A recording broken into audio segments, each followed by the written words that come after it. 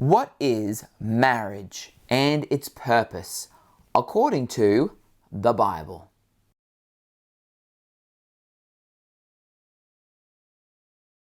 With the rise of de facto relationships, civil unions and partnerships, and most recently homosexual marriages, what marriage actually is and its purpose has been called into question by popular culture. Further, many people throughout the West enter marriage without considering the purpose of such a union. We marry the one we love. But once we have entered into marriage, well, then what are we supposed to do? What is the purpose of marriage? This is going to be the first video in a two-part series. This video will cover what marriage is, and the next video will cover the purpose of marriage. There are 3 passages that speak at length about marriage. They are Genesis chapter 2, verses 18 through 24, 1 Corinthians chapter 7, and Ephesians chapter 5, verses 22 and 33. Let's begin with Genesis chapter 2, verses 18 through 24, and discover what it says about marriage. In Genesis 2, 18 through 24, we have the account of the creation of woman and the union between man and woman. Having pronounced all creation as good or very good in Genesis 1, God pronounces that it is not good for man to be alone, Genesis 2:18. The aloneness of man is not good because he cannot fulfill God's command to be fruitful, to multiply, to fill the earth, and to subdue the earth and have dominion over the animals, at least not by himself. That's Genesis 1:28. To rectify man's aloneness, God determines to make a helper or a companion or helpmeet, that is the Hebrew term ezer, so a helper for him who corresponds to him, Genesis 2:18. So a helper for man of such a nature that the helper corresponds to him, which of course God does by creating woman from the man's ribs. The term ezer, helper, indicates that the role of the woman is to supply what the man was lacking in the design of creation. She helps him where he cannot help himself. This includes, but is not limited to, the making of children. The connotation of ezer is not one of subordination. The term is frequently applied to God, who meets the needs that we are not able to meet ourselves. We can see that clearly in Exodus 18:4, Deuteronomy 33:7, even Psalm 121, verses 1 through 4. Further, it logically follows that the man's role is to supply what the woman lacks. God eventually does make the woman from the man's side so that she corresponds to him. That is, so that she matches him. Genesis 2:21 through 23. The prepositional phrase konegdo in the Hebrew, or fit for him, or that which corresponds to him in English, found in Genesis 2:18, does not indicate superiority or inferiority. Rather, it indicates that what God invested in the man, he has also invested in the woman. Finally, Moses provides an editorial note stating what typically happens on the basis of woman being created from man in Genesis 2:24. Since woman is made from man, the man leaves his parents, unites with his chosen woman, cleaves to his wife in an inseparable fashion, and becomes one flesh or one family. In other words, a new family unit is now made. Thus, Genesis 2:24 bases marriage on the fact that woman was created from man to be a helper. That Genesis 2:24 is about marriage is confirmed by Jesus in Matthew 19:1-9 and Mark 10:2-12, as well as confirmed by the Apostle Paul in Ephesians 5:22-33. So what are the implications of Genesis 2:18-24 regarding marriage? What does this passage tell us and teach us about marriage? Well, it teaches us 7 things. First, marriage is between one man, a male, and one woman, a female. Genesis 2:18-24 is clear that there are only 2 genders, and that marriage is only between these 2 genders, between a man and between a woman. Second, marriage is between 2 people, one man and one woman. The picture of marriage given in Genesis 2:18-24 does not allow for polygamy. It does not allow for multiple spouses. One woman came from one man. Thus, one woman joins one man to become one flesh. Woman was not created from the ribs of multiple men, but rather from one man, which is why marriage is between 2 people, one man and one woman. Third, marriage between a man and a woman is supposed to be inseparable. Separation is never and was never intended to happen. The implication of becoming one flesh is that marriage is for life. When a man and a woman join together to become one, they cannot be torn apart again and become 2 separate ones. Jesus says as much in Matthew chapter 19 verse 6 and Mark chapter 10 verses 8-9. You can see my treatment of those passages in my video on divorce.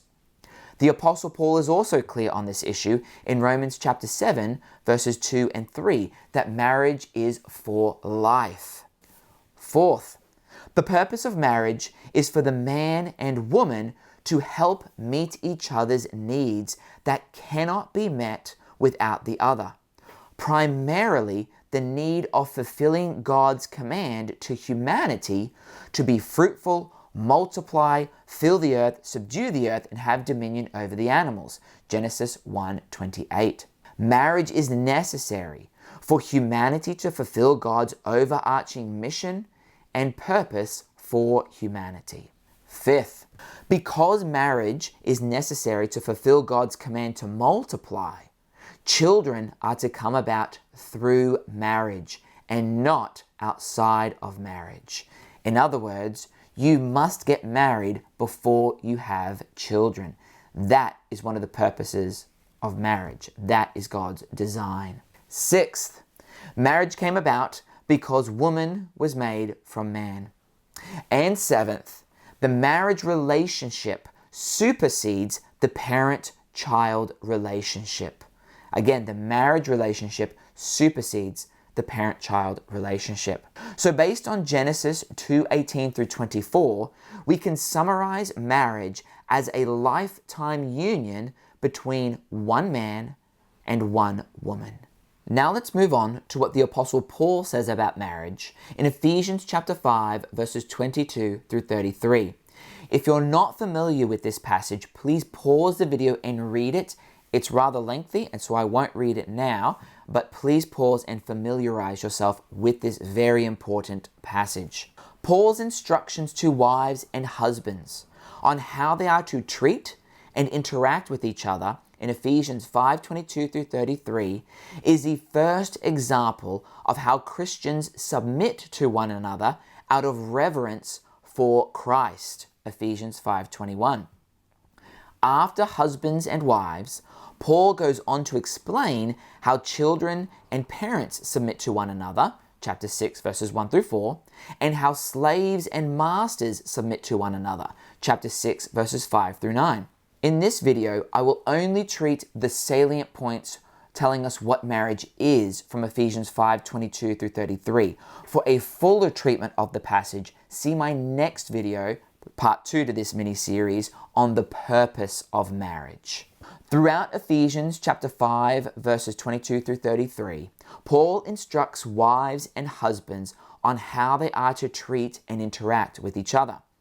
Paul concludes his diatribe on wives and husbands by quoting Genesis 2:24.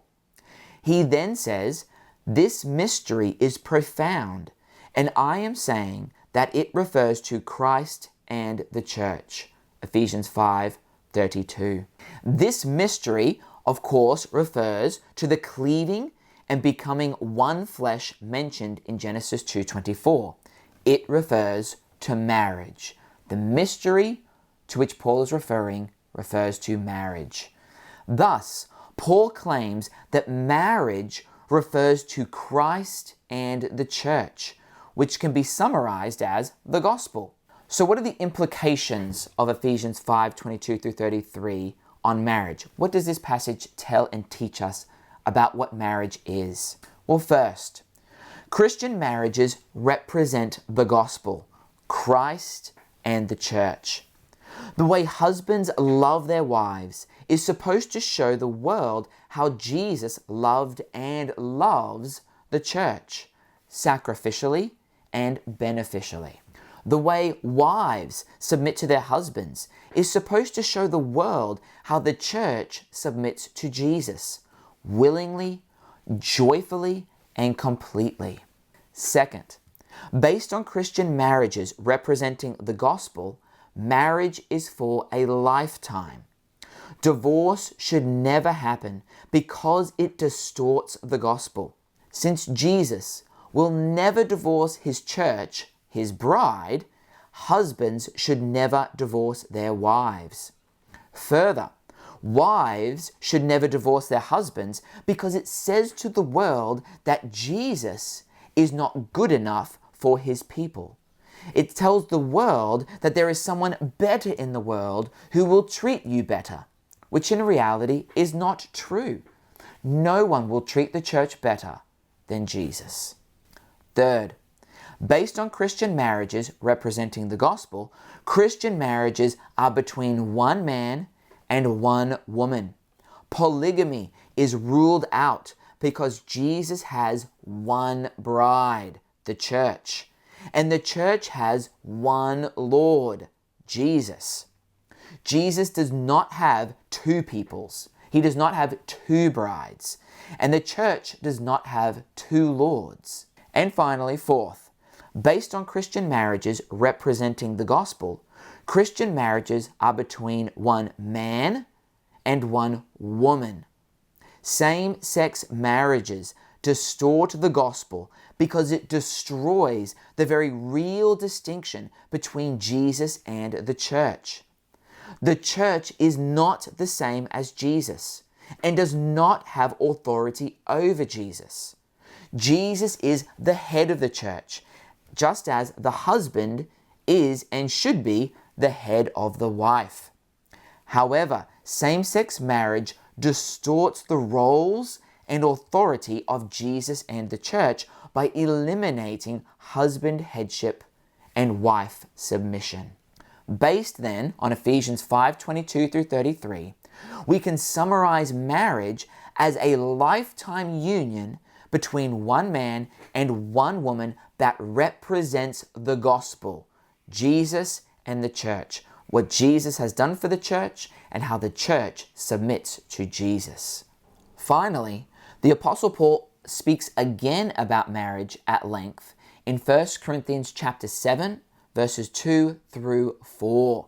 Paul reveals something important about marriage in this passage that the rest of the Bible takes for granted. Allow me to read these verses at length. But because of the temptation to sexual immorality, each man should have his own wife, and each woman her own husband. The husband should give to his wife her conjugal rights, and likewise the wife to her husband. For the wife does not have authority over her own body, but the husband does. Likewise, the husband does not have authority over his own body, but the wife does. 1 Corinthians 7, 2 through 4. Paul states that all sexual activity belongs within the marriage relationship of one husband and one wife, the marriage relationship of one man and one woman. Sex and all sexual activity are only permitted within marriage. All sexual activity outside of marriage is considered sexual immorality. And you can see my video on what is sexual morality in the link below. Based on Genesis 2:18 through 24, 1 Corinthians 7:2 through 4, and Ephesians 5:22 through 33, we can define marriage as this: an exclusive lifetime union between one man and one woman that represents the gospel and is the only place where sexual activity is permitted. If you enjoyed this video, please click on one of my other videos where I address cultural topics according to the Bible. And if you have a topic that you would like me to cover, please put that in the comments below and I'll see if I can make a video on that particular issue. Thank you.